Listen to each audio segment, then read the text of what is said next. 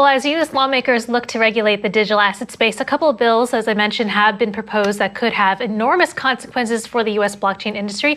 The U.S. infrastructure bill could rope in wallet developers, manufacturers, and even miners into enhanced reporting requirements, while Representative Don Beyer's proposed bill could grant the federal government the ability to ban some stablecoins. And joining us now to discuss is U.S. Representative Tom Emmer from Minnesota. Welcome to the show, Congressman. So this new infrastructure bill seeks to raise about $30 billion from crypto investors by applying new information reporting requirements to exchanges and other parties. It expands the definition of a broker to include, quote, any person who, for consideration, is responsible for regularly providing any service effectuating transfers of digital assets. So this could mean software developers, manufacturers, and even miners, as I mentioned. Some suggest it could effectively ban mining in the United States. Are these real concerns? They should be, yes.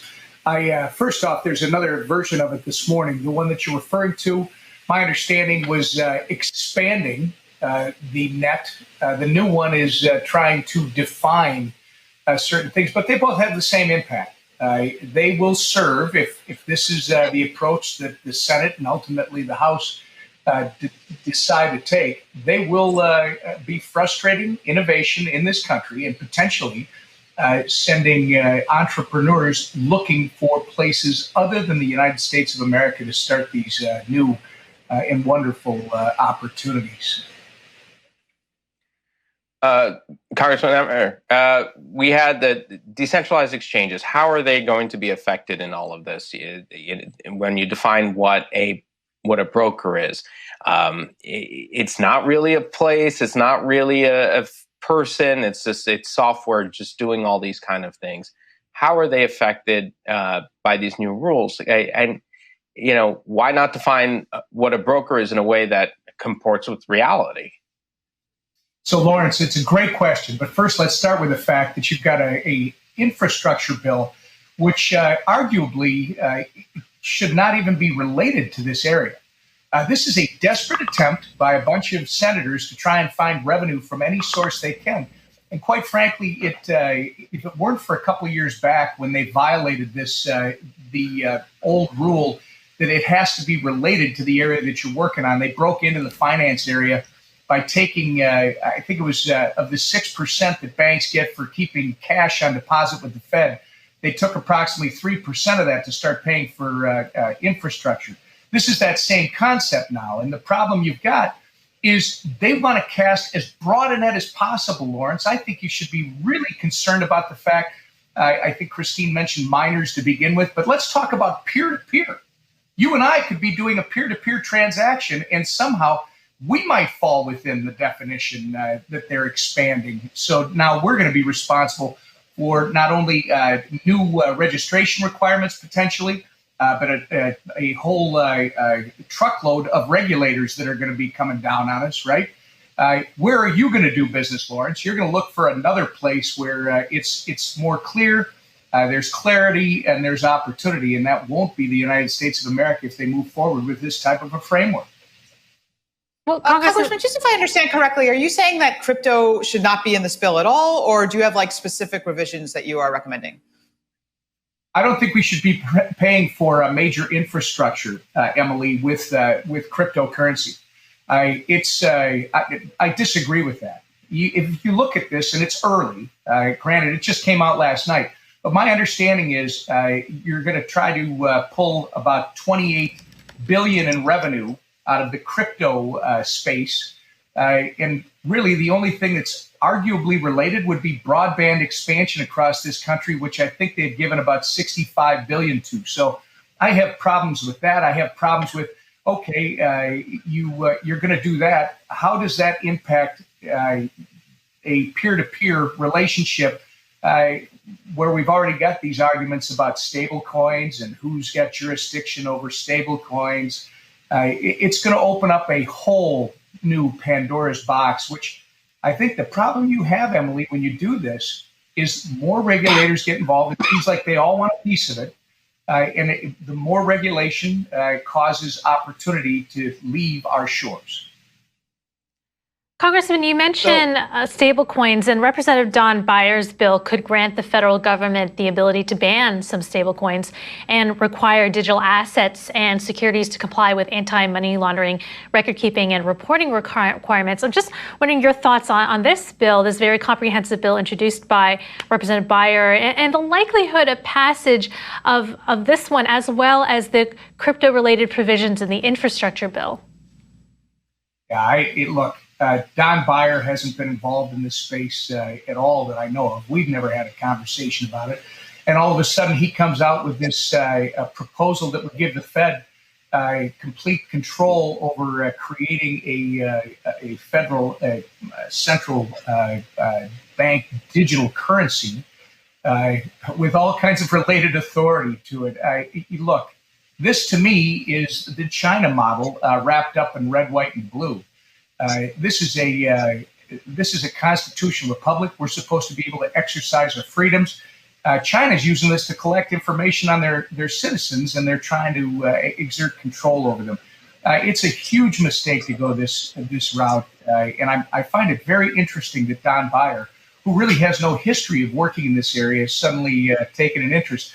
That being said, I look forward to working with him on it and trying to explain to him how potentially dangerous this approach is. So, Congressman Emmer, tell us how the sausage is made here.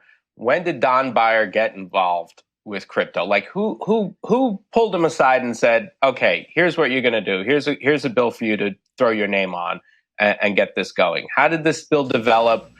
Did anybody know about it? Who put him up to it? It's interesting, Lawrence. This might be along the same lines as the digital working group that Maxine Waters suddenly created out of thin air, despite having committees that are already working on this issue, bipartisan committees. She created this Democrat-only digital working group.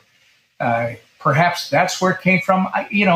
Call me suspicious if you want, Lawrence, but I think that sometimes somebody at Janet Yellen's Treasury would call a longtime ally like Don Beyer and say, look, we really need to push back on these Republicans who are talking about decentralizing this, who are talking about peer-to-peer permissionless and anonymous transactions. And the problem that they've got is they want to bring our peer-to-peer. It's one thing, as I think it was Christine was saying it, on the know your customer issue, but that's great.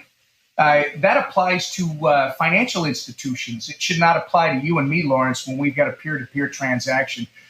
This seems to be a very broad net, which has some very dangerous consequences when it comes to destroying innovation. And if they move in this direction, potentially collecting information on people like you and me that are participating in this area. So you think it was somebody from you think it was somebody from Treasury who put up Beyer's up to it? Who put Beyer up Lawrence, to it? you can tell I'm smiling. I'm suggesting that sometimes that sort of thing happens. I don't know that yet. This just suddenly appeared last week. Suddenly came out of the scene.